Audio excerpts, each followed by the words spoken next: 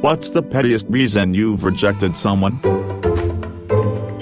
Her toenails were so long whenever she was nearby you could hear her clicking from the ground as if she was a dog. Edit. Wow, this really exploded. Thanks for the awards, kind strangers. And yes, she is real and I'm not making this up. For anyone asking how she functioned, I guess she was okay walking around with fungal nails and one shoe's size above her normal size. The nails kinda curved down so they'd snugly fit into the shoe.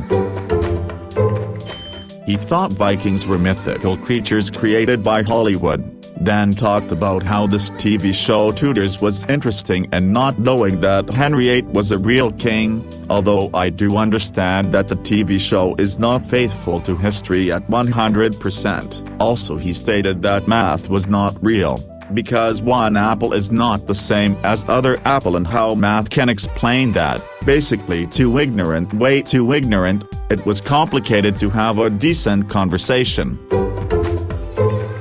She showed up to our date in sweatpants and flip-flops. In the middle of January, she mentioned she hadn't showered in more than a few days. I gave her another shot because I figured maybe she was just dealing with a lot or going through a hard time. She did it the second time, too, and then proceeded to tell me her brother was a registered sex offender. Wouldn't have been a problem if she wouldn't have invited me over for dinner. The whole thing was bizarre, lol.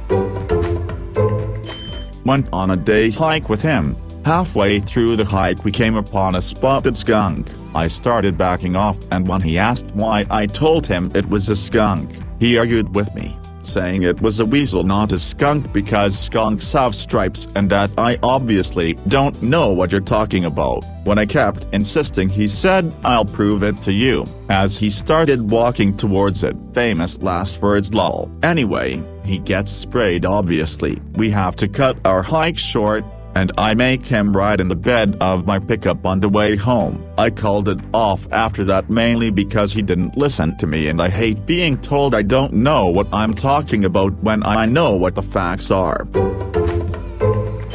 I was genuinely in disbelief but tasked him to come to my apartment about a mile away. I'm sure he thought we were going to be getting down to business but I had invited him over for the sole reason of showing him dogs can back up. As we sat on the couch, my dog came up for a pet and upon seeing she couldn't walk between the couch and coffee table to leave, she backed up and left the room.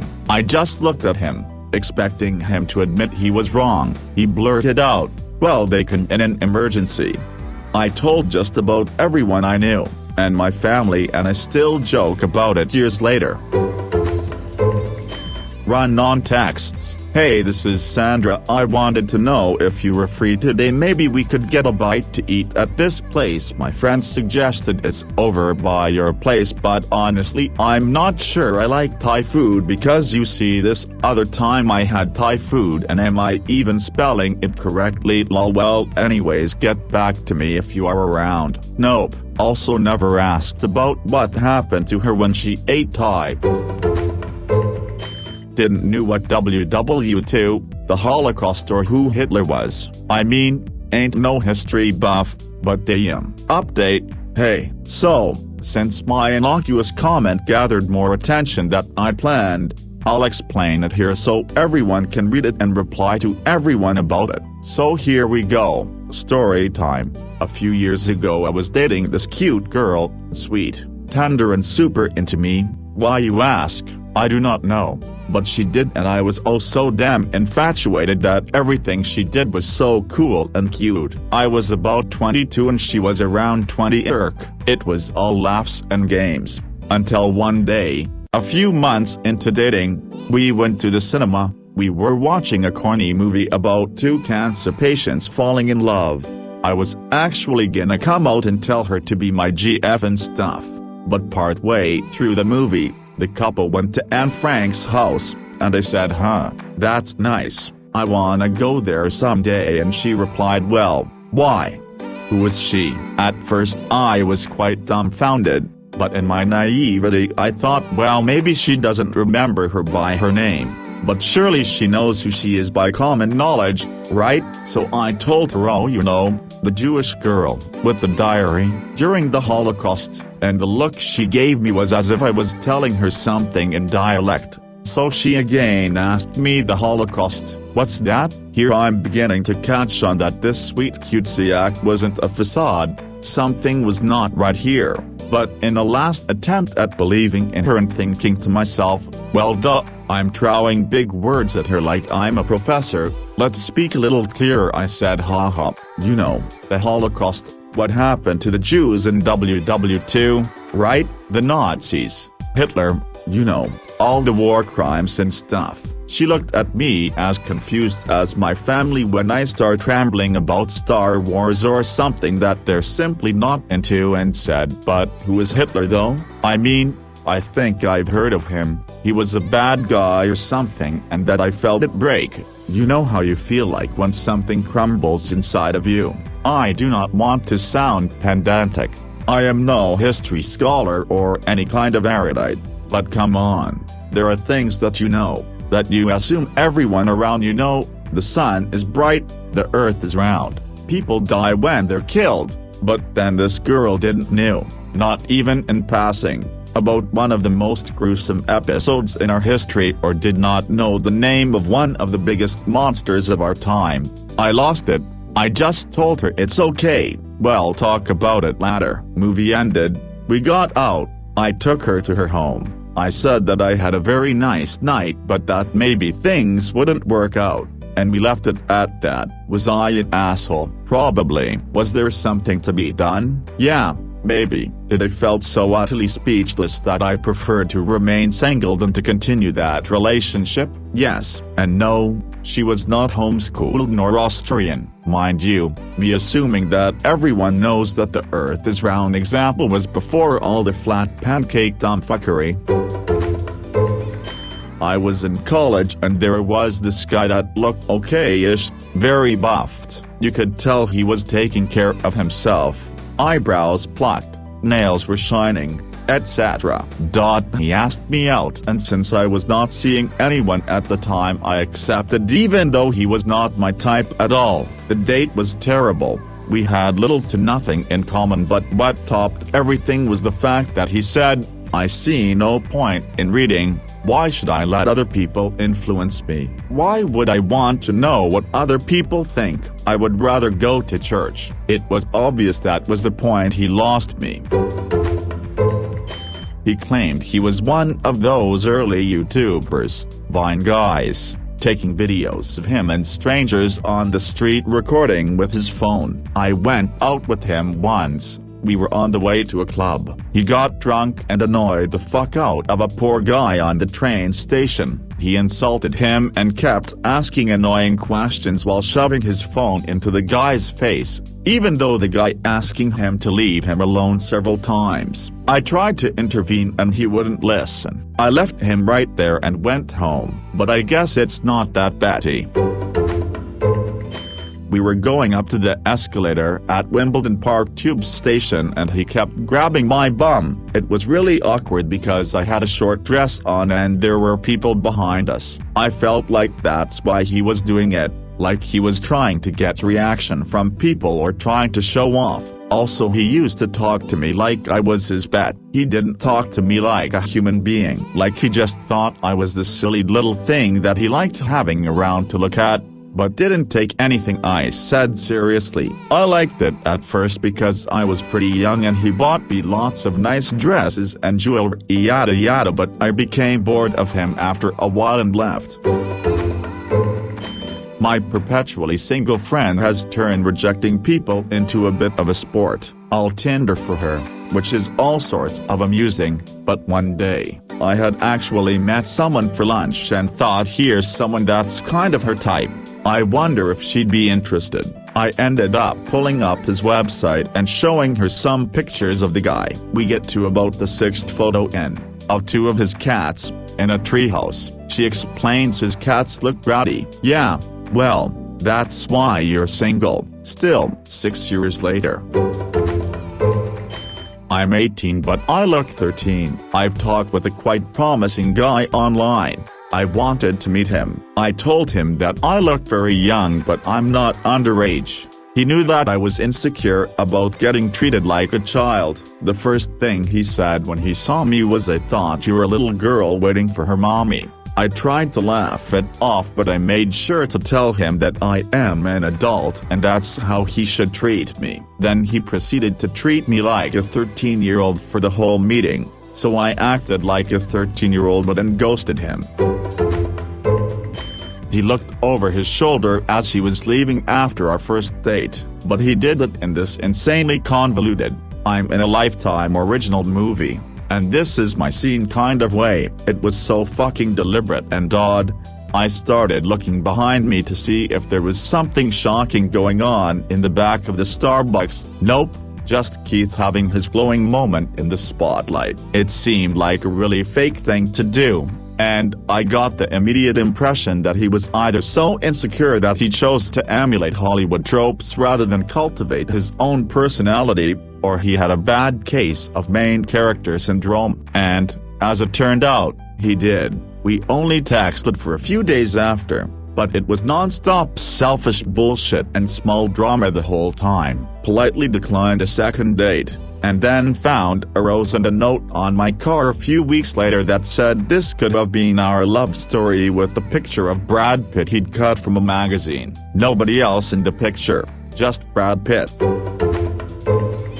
I went on a match date years ago with this super sweet pilot. I live in a Navy town. He was really into me, and we got along great, but he had the tiniest hands, not like medically tiny hands, but just smaller than I was used to in a partner. I'm short-statured, but I have bigger hands and feet, and I just kept staring at his hands gripping his beer glass the whole night, thinking about what holding hands with him would be like and monstrous my hands would look in comparison, and I just couldn't do it. Had to turn him down for a second date. ETA. I've seen a bunch of people comment about their own small hands. I'm sorry. It wasn't my intention to make people with small hands feel bad. I think my issue was rooted in my insecurities about my own hands. They're not super feminine and kind of chubby. I have like 10-year-old boy hands scaled up to have an 8-ring size. His hands were perfectly fine, and I'm sure someone without insecurities about being bigger than their mate in general and who isn't a total weirdo like me wouldn't have even noticed. His mom, he was an alright guy. I didn't have strong feelings either way, so I agreed to get to know him on a date. I was 17, he was 18. He picked me up, took me back to his house, and then his mom drove us to the movie theater, and the entire time she was weird about money, like, because her son was paying for the tickets, I had to buy popcorn, which ... is fair, but I didn't want any. She was just so freaking weird about it. It gave me weird vibes. I think I just shook his hand when I got dropped off and avoided him at school for the rest of the year. There were many reasons, individually petty, but not when combined. One of the reasons I knew it wasn't working. We were dating. He told me he honestly believed he was a vampire and needed to have blood sausage at least once a week to keep himself healthy because of it. He had those vamp freak fangs. Company name, not name calling. I asked if he was a vampire. Why did he have to buy plastic fangs instead of having his own? He was 19 at the time. He also said he wanted to grow his hair. He was a rocker, and was proud of the growth he had. When we met up again, I saw it was short and asked him what changed his mind. Apparently his mom told him to cut it. He refused, even cried over not wanting it cut, but, and I quote, "She's my mom. She's a hairdresser. She knows what's best for me." He turned up with those fancy dressed level fake tattoo sleeves. He genuinely thought they looked real and wouldn't admit they were fake until 2 days later, thinking he got one over on me. Teenage me really liked him, but the stupid was just too strong. Oh, and he chewed with his mouth open. That was the most heinous of all and the final straw. Went on a first date with someone that was out of my league. Couldn't believe my luck. On our way to dinner, everything was going fine and the conversation was flowing.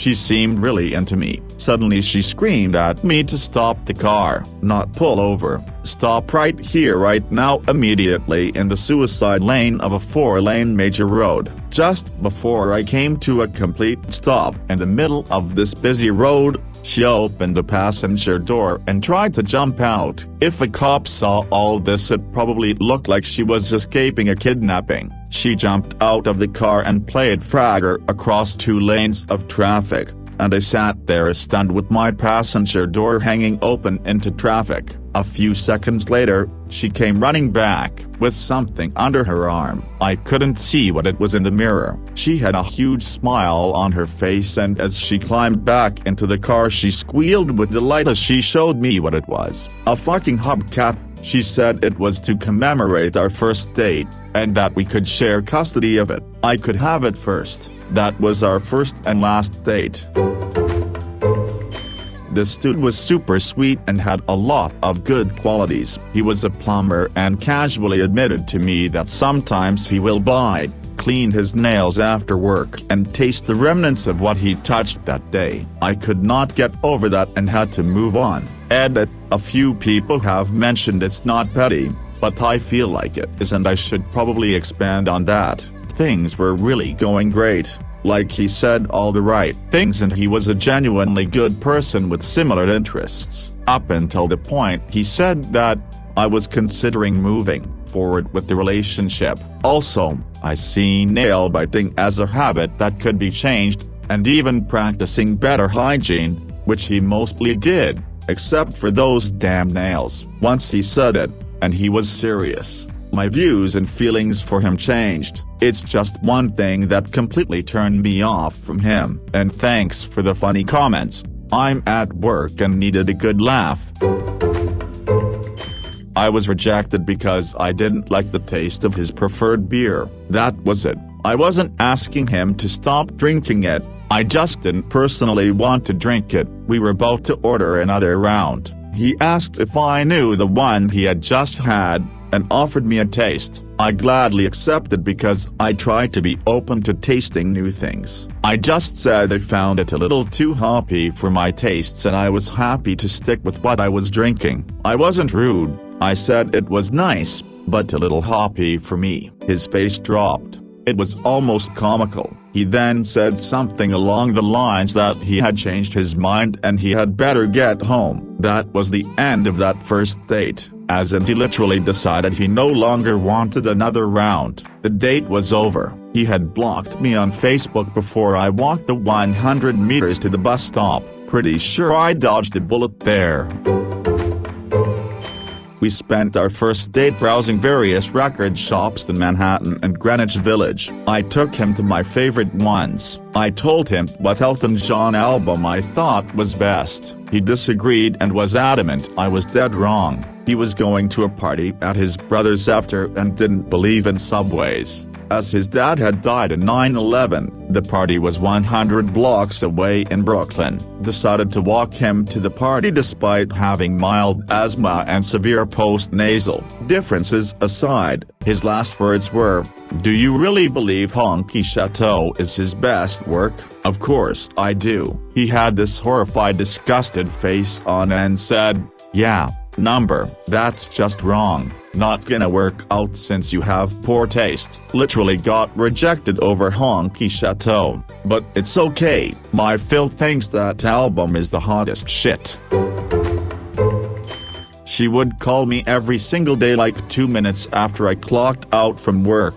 I asked her several times to just give me an hour before she called. Let me get home first. I had a 45-minute drive home that was my decompression time. Blast the radio and get over the day's BS. She couldn't do it. That hour was too much to ask, but I couldn't wait to hear your voice, so I broke it off. My friends tell me that's incredibly petty. I feel like she can't respect simple boundaries and it will be a big problem later.